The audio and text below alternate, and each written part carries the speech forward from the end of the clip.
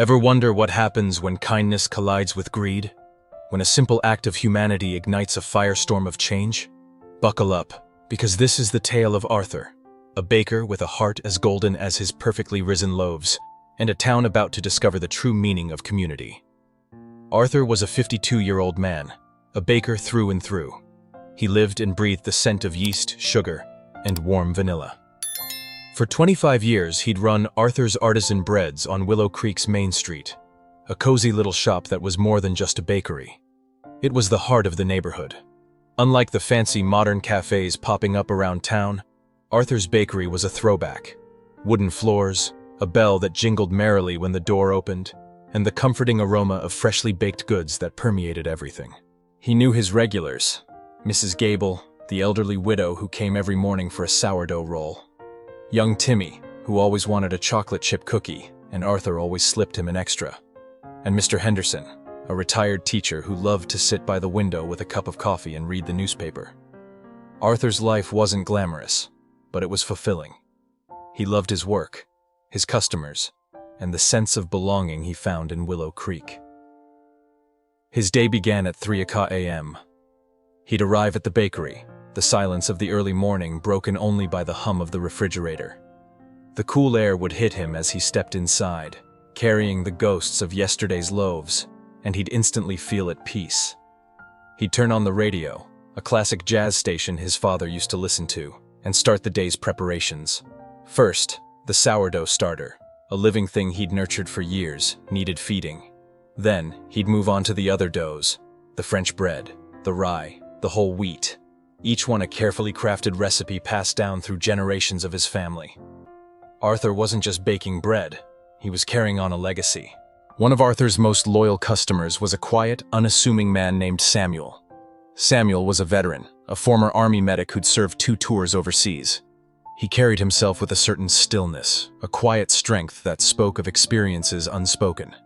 He came into the bakery every Tuesday and Thursday, always ordering the same thing, a plain croissant and a black coffee. He'd sit at a small table in the corner, sip his coffee slowly, and watch the world go by. Arthur knew that Samuel didn't have much family. He knew this because Samuel had once offhandedly mentioned that he was all alone. Then came the day everything changed. A sleek corporate coffee chain, Brew and Bean, decided to set up shop across the street. It was all glass and steel, bright lights and booming music, a stark contrast to Arthur's cozy bakery. Brew and Bean boasted fancy lattes, trendy pastries, and a rewards program. They were targeting the younger crowd, the tech workers and students who wanted a quick, convenient caffeine fix. The manager of Brew and Bean, a young, ambitious woman named Ms. Sterling, saw Arthur's bakery as an obstacle. She viewed his old-fashioned charm as a threat to her modern, efficient business model. She decided to put the squeeze on Arthur. One afternoon, Samuel was enjoying his usual croissant and coffee when a group of Brew and Bean employees came into Arthur's bakery. They were loud, brash, and clearly trying to intimidate. They started making fun of the bakery's decor, its old-fashioned bread, and the fact that it didn't offer Wi-Fi. Samuel tried to ignore them, but their taunts grew louder and more personal. "Look at this place. It's like stepping back in time," one of them sneered. "Who even eats this stuff anymore?" Another one pointed at Samuel. "Hey, Grandpa, shouldn't you be at the senior center playing bingo?" Samuel's face flushed. He tried to take a sip of his coffee, but his hand was shaking. Arthur, who was behind the counter, watched the scene unfold with growing anger. He'd always been a peaceful man, but he couldn't stand to see Samuel treated this way. "All right, that's enough," Arthur said, his voice firm. "You can either be respectful or leave." The Brew and Bean employees scoffed. "What are you going to do about it, old man?" one of them challenged. "I'm going to ask you to leave," Arthur replied. "And if you don't, I'm going to have to call the police." The employees laughed. "Go ahead, call them. We're not doing anything wrong." Arthur knew they were right. They weren't breaking any laws, but they were creating a hostile environment. He looked at Samuel, who was clearly distressed, and made a decision. "I'm sorry, but I'm going to have to ask you to leave," Arthur said to the Brew and Bean employees. "I can't serve you if you're going to be disrespectful to my customers." "You can't do that," Ms. Sterling exclaimed, stepping forward. We're paying customers." "I'd rather lose your business than allow you to harass my customers," Arthur retorted. "Now please leave." Ms. Sterling and her employees glared at Arthur, but they eventually turned and stormed out of the bakery. Samuel looked up at Arthur, his eyes filled with gratitude. "Thank you, Arthur," he said softly. "That meant a lot to me." "Don't worry about it, Samuel," Arthur replied. "You're a good customer and a good friend. I wasn't going to let them treat you like that." The next day, Ms. Sterling filed a complaint with the city council, accusing Arthur of discrimination. She claimed that he had unfairly targeted her employees and created a hostile business environment. The council scheduled a hearing to investigate the matter. Word of the incident spread quickly through Willow Creek. Many residents were outraged by Ms. Sterling's actions. They knew that Arthur was a kind, generous man who would never intentionally discriminate against anyone. They rallied around him, organizing a petition and planning to attend the city council hearing in support. At the hearing, Ms. Sterling presented her case, painting Arthur as a prejudiced, old-fashioned businessman who was out of touch with the modern world. She claimed that he had damaged her reputation and hurt her business. Then, it was Arthur's turn to speak. He calmly explained what had happened, emphasizing that he had only asked the Brew and Bean employees to leave because they were harassing Samuel. He spoke about the importance of respect and community, and how he believed that everyone deserved to be treated with dignity. After Arthur spoke, several residents of Willow Creek stood up to testify on his behalf. They spoke about his kindness, his generosity, and his dedication to the community. They talked about how his bakery was a gathering place, a place where people could connect and feel a sense of belonging.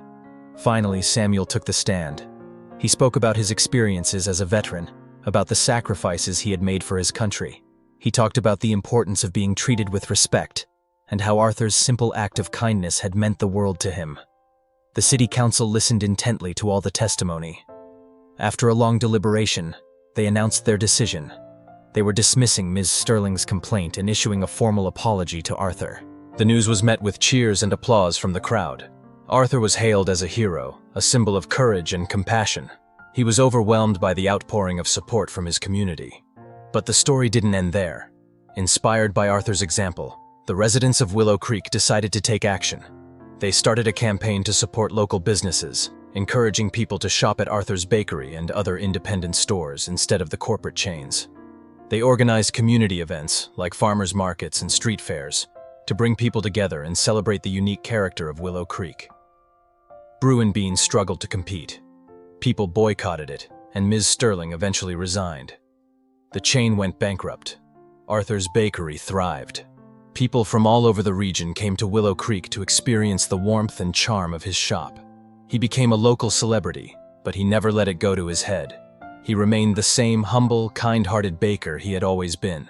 Samuel became a regular at Arthur's bakery, not just on Tuesdays and Thursdays, but every day. He and Arthur became close friends, sharing stories and laughter over coffee and croissants. Years later, when Arthur decided to retire, he sold the bakery to Samuel. Samuel kept the name, the recipes, and the traditions alive. Arthur's artisan breads continued to be the heart of Willow Creek, a symbol of community, courage, and the power of kindness.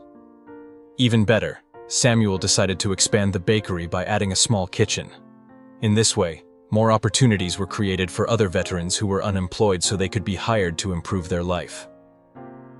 Arthur's action also received the support of sponsors, philanthropists, and large organizations around the world. They began to invest in Arthur's bakery, from which they developed a community charity fund to take care of the life and health of veterans. The fund's reputation grew, and many veterans who had previously had difficult circumstances and health problems were now able to receive timely and effective care. Arthur Bakery has become a symbol of support for the veteran community. What simple act of kindness can you commit today? How can you support local businesses and contribute to your community?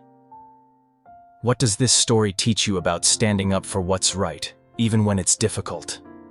Remember, even the smallest act of kindness can have a ripple effect, transforming not only your own life, but the lives of those around you. And most importantly, I wish you good health and happiness. If you enjoyed this story and want to hear more tales of courage, community, and the triumph of the human spirit, please hit that like button and subscribe to the channel. Your support helps us continue to bring you stories that inspire and uplift.